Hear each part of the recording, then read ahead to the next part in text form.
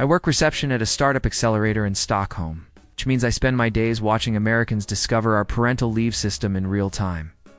Last month, this entrepreneur from San Francisco walks in for a pitch meeting, spots one of our venture partners pushing a stroller through the office lobby and freezes.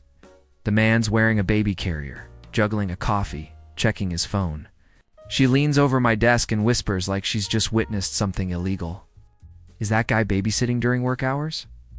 I tell her he's on his mandatory paternity leave. Still does strategy calls twice a week. She blinks at me. Mandatory? Like his boss, makes him take time off. I explain Sweden gives parents 480 days shared leave. Fathers get 90 days reserved just for them. Can't transfer it to the mother. She goes completely pale. That's over a year. How do companies survive? Before I can answer, the partner walks past again, and she mutters something about socialist experiments. He's our lead investor. Closed 8 deals last quarter while taking his daughter to the office playground 3 mornings a week. That same afternoon, she's back at my desk. iPad out, Google search blaring. Sweden economy collapse, parental leave. I watch her scroll through articles about how we're actually thriving. Companies reporting higher retention, parents coming back more focused. She shakes her head, closes the browser. This can't scale. You probably have like 15 people working here. We have 240 employees across 3 countries, I tell her. She switches tactics. What about the mothers? They must feel guilty, right? Taking all that time while men could be working? I explain that mothers here expect fathers to take equal time. It's considered normal parenting. She laughs and says in America, fathers are back in the office the next day. Maybe take a week if they're lucky and everyone's fine. It's about dedication, she says. Building something meaningful requires sacrifice. The partner walks past a 3rd time, his daughter asleep on his shoulder, heading to our lactation room because his wife pumps at lunch. The woman watches him disappear around the corner, then asks me how to get Swedish citizenship. 2 weeks later, I see her LinkedIn post about work-life balance as a competitive advantage with a photo of the Stockholm waterfront. The comments are full of Americans asking if we're hiring. I'm an HR consultant in Oslo. And last year, I worked with an American tech company opening a Norwegian office. During the first all-hands meeting, their CEO tells everyone the company offers industry-leading benefits. 3 months paid parental leave for primary caregivers. You could feel the room temperature drop 15 degrees. One of our engineers raises his hand, asks if that's in addition to Norway's statutory leave. The CEO looks confused, says that is the leave. They're covering it entirely. Very generous for a startup. Our engineer explains Norway guarantees 49 weeks at full pay, or 59 weeks at 80%. And fathers must take at least 15 weeks. The CEO's face does this thing where you can see him calculating costs in real time. He says that seems economically unsustainable and maybe Norway should reconsider its approach to market competitiveness. Ow! 8 months pregnant, asks who's going to tell him his company is legally required to provide the statutory minimum. And his generous policy is actually 12 weeks short. He spent the next hour insisting this would bankrupt them, citing zero evidence. Just vibes. My sister manages a co-working space in Berlin, and she had an American consultant absolutely lose it over our parental leave documentation. He's reviewing contracts, sees the section on Elterngeld. 14 months paid leave split between parents, up to 67% of previous income. He calls my sister into the conference room, points at the clause like it's a typo. This says 14 months. That's gotta be weeks, right? She tells him no. Months, it's federal policy, both parents covered. He drops the pen, leans back in his chair. Germany's going to collapse. There's no way an economy survives everyone abandoning their posts for over a year. My sister reminds him. Germany's the largest economy in Europe. Been doing this since 2007. He waves her off. Says there must be hidden costs they're not showing. Probably massive unemployment. She pulls up Germany's employment statistics. Shows him they've consistently outperformed the US in workforce participation. He studies the numbers for maybe 90 seconds. Then declares they must be cooking the books. EU style. He genuinely could not process that supporting parents might actually help the economy. I run a recruitment agency in Copenhagen. And we had an American candidate withdraw from a senior position after learning about our leave system. She's perfect for the role. Operations director, 10 years experience. Interviewing with a major pharmaceutical company. Everything's going great until the hiring manager mentions their parental leave package. 12 months at 90% pay. Job protection. Flexible return options. The candidate's face lights up. She starts thanking them like they've just offered her a kidney. The hiring manager looks baffled, says it's just standard Denmark law. Every company has to provide it. The candidate tears up a little, says in Boston, she got 6 weeks unpaid, spent most of it recovering from a C-section, went back to work with mastitis. The Danish team is horrified, asking if that's even legal. She laughs, says it's completely normal in America. Most mothers don't even get that much. Our hiring manager goes quiet, then asks what American companies do when babies are in the NICU for months. Parents take unpaid leave and hope they don't get fired, she says. The room went silent for a solid minute before someone asked how the American healthcare system hasn't collapsed yet. My brother-in-law is a labor lawyer in Helsinki, and he represented an American executive fighting against Finland's paternity leave requirements. The guy's running a satellite office, refuses to take his allocated 9 weeks with his newborn twins. Says he's setting an example of commitment. The Finnish board tells him it's non-negotiable. Not taking leave could actually hurt the company's reputation, signal they don't value family. He tells them that in New York, taking more than 2 weeks for twins would be seen as lacking ambition. And he's not about to waste 2 months when he could be closing deals. My brother-in-law has to explain that Finnish law views parental leave as beneficial to workplace culture. Companies with high paternity leave uptake have better retention and morale. The executive cuts him off, says, retention isn't worth sacrificing hustle culture. He deadpans that Finland consistently ranks in the top 5 globally for work-life balance and productivity. The executive suggests that's because they're not playing in the major leagues economically. Finland is literally home to Nokia and some of the world's most successful startups. But this man could not fathom that maybe burning out employees isn't actually a business strategy. I work at a cafe in Reykjavik near the university. We get a lot of American grad students completely baffled by Iceland's leave system. Last semester, this PhD candidate from Texas comes in every morning, always complaining about her program's lack of support. One day, she's at a table with her Icelandic classmate, who casually mentions she's taking a year off because she's expecting. The American nearly spits out her coffee. A year, don't you lose your funding? The Icelandic student explains she gets 12 months parental leave with her stipend intact. Her PhD timeline just extends by a year. The American stares at her like she's speaking Klingese. Your university is paying you to not do research. Her classmate corrects her, says it's government policy. Education institutions must accommodate parental leave for students and staff. The American launches into this speech about how in Texas, grad students who get pregnant often have to drop out, no funding during leave, and taking time off signals you're not serious about academia. The Icelandic student asks, what happens if the mother has complications or the baby needs extended care? You figure it out, the American says. Daycare, family, loans. Nobody said grad school was easy. Our Icelandic regular just sat there processing the idea that American universities expect students to choose between education and having children, then quietly paid for the American's coffee and left her a parenting guidebook my cousin manages, a hotel restaurant in Tallinn. And she had an American business traveler grill her about Estonia's leave policies after overhearing our staff. One of our servers mentions she's planning to take the next 18 months off when her baby arrives. Full pay for the first year through social insurance.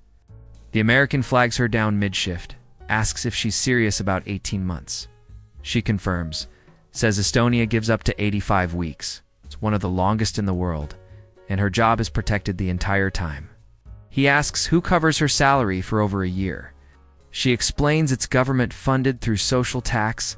Every employer contributes. System's been running for decades. He looks at my cousin.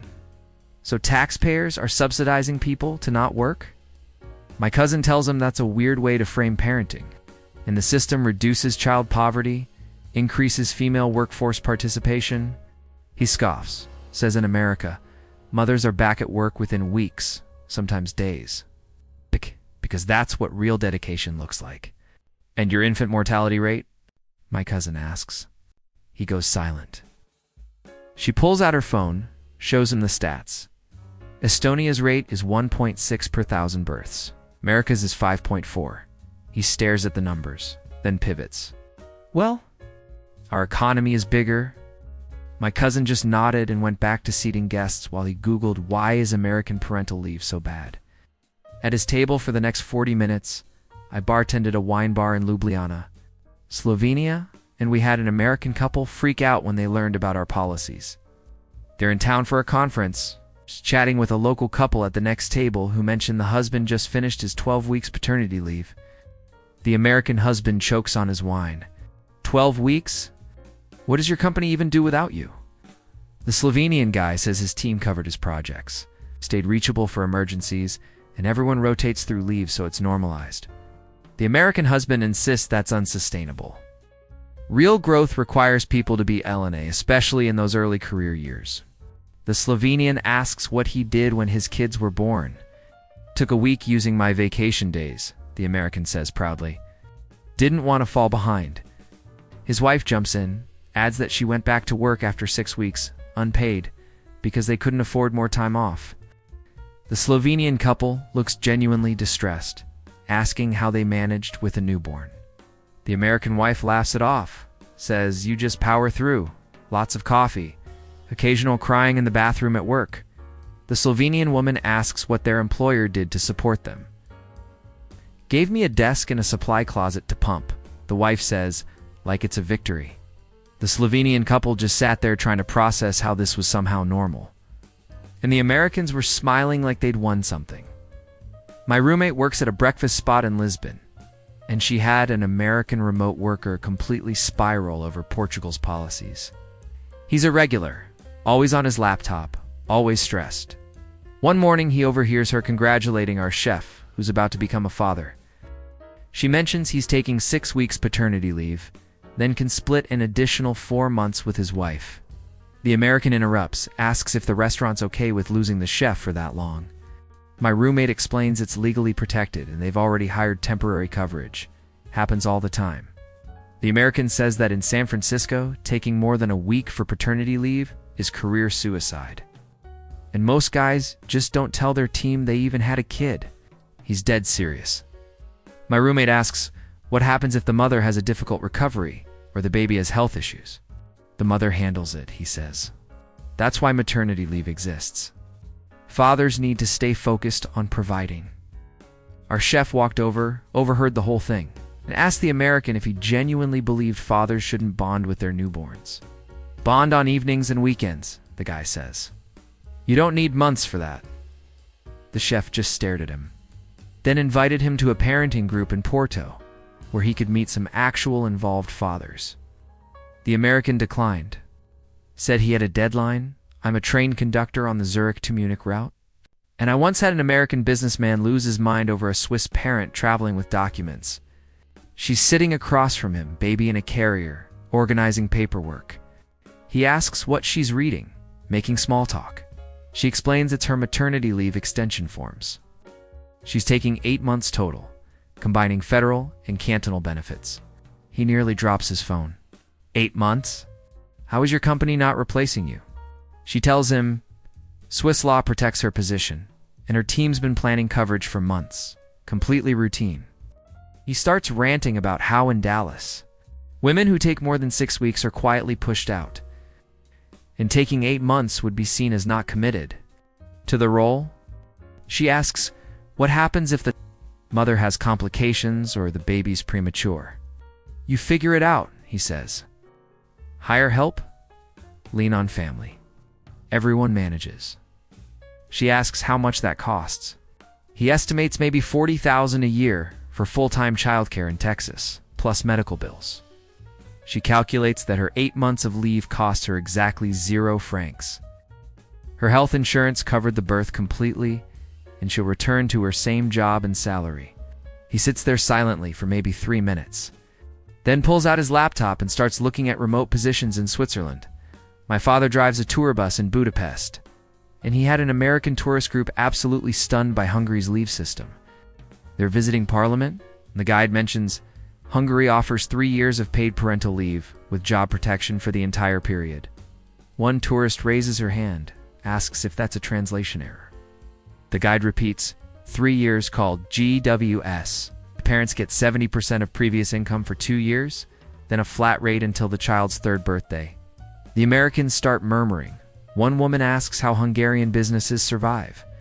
The guide explains Hungary's economy has grown consistently, and companies build leave into their workforce planning, completely normalized. An American man suggests this must cause massive skill attrition, people forgetting how to do their jobs after 3 years. The guide counters that parents often work part-time during the 2nd and 3rd years, staying connected to their field, and many return with better time management and prioritization skills. An American woman says that in Chicago, taking more than 3 months is essentially quitting, and she went back at 8 weeks to prove she was serious. The guide asked what she would have done with 3 years. The woman tears up a little, says she would have actually enjoyed her daughter's first steps, instead of seeing them on daycare security footage. I work at a ferry terminal in Athens, and I had an American family completely confused by Greece's leave documentation. They're traveling to Santorini. A Greek woman at the check-in desk is processing her 17-week maternity leave paperwork during her shift. The American mother asks if she's leaving her job. The woman explains she's going on protected leave, 17 weeks paid, job security guaranteed. The American father asks who pays her salary. She says the Greek social security system funded through employment contributions. He laughs, says that sounds economically impossible, and Greece must be hemorrhaging money on these programs. The woman calmly explains Greece reformed its system, and parental leave is considered essential social infrastructure, investing in population health. The American mother looks at her husband, then back to the Greek woman. I went back to work at 4 weeks postpartum, didn't qualify for FMLA at my company, couldn't afford unpaid leave. The Greek woman looks horrified, asks if that's even medically safe. I was cleared by my doctor, the American says. Lots of women do it. The Greek woman asks what her employer did to accommodate her recovery. Let me use the bathroom when I needed to pump, she replies like it's generous. Our staff member just processed their tickets in silence. But I saw her Google American maternal mortality rates after they left. I'm a taxi driver in Warsaw, and I picked up an American consultant who could not handle Poland's parental leave reality. He's heading to a client meeting, mentions he's advising Polish companies on efficiency optimization. I tell him I just came back from 37 weeks parental leave. Split with my wife, we alternated months, so our son always had a parent home. He asks if I'm serious about nearly 9 months. I confirm, say it's standard in Poland, mothers get 20 weeks mandatory, then parents can share up to 32 additional weeks at 80% pay. He says that's insane, and Polish businesses must be barely functional if people are disappearing for most of a year. I mentioned Poland's GDP grew 5.3% last year, unemployment's under 3%, and productivity per hour worked is climbing. He dismisses this, says the numbers must be EU adjusted because real economies don't work that way. I ask what he means by real, explains in America, the serious economies. People take minimal leave because growth requires sacrifice, and anyone taking 9 months would be career dead. I point out he's here consulting in Poland specifically because our economy is outperforming expectations. He goes quiet, then asks if I can recommend any American-style businesses in Warsaw. I dropped him at his client meeting and watched him pitch efficiency improvements to a company that just posted record profits while maintaining some of Europe's best parental leave. Benefits. I'm a flight attendant based in Copenhagen, and I had an American passenger completely unravel over Scandinavian leave policies. We're cruising to New York. She's chatting with a Swedish passenger about work. The Swedish woman mentions she's heading back after 10 months parental leave, combining her benefits with her husband's time, and their daughter just started daycare at 13 months. The American looks confused, asks if she was fired, and is now looking for work. The Swedish woman clarifies she's returning to her exact same job, same title, same salary. After 10 months away, the American asks, "How did you not get replaced?" The Swedish woman explains it's illegal to replace someone on parental leave, and her team knew her timeline from the start, planned accordingly. The American insists this can't be efficient. Companies need agility. The Swedish woman counters that Swedish companies consistently rank among the most innovative in the world, and maybe long-term thinking beats constant churn.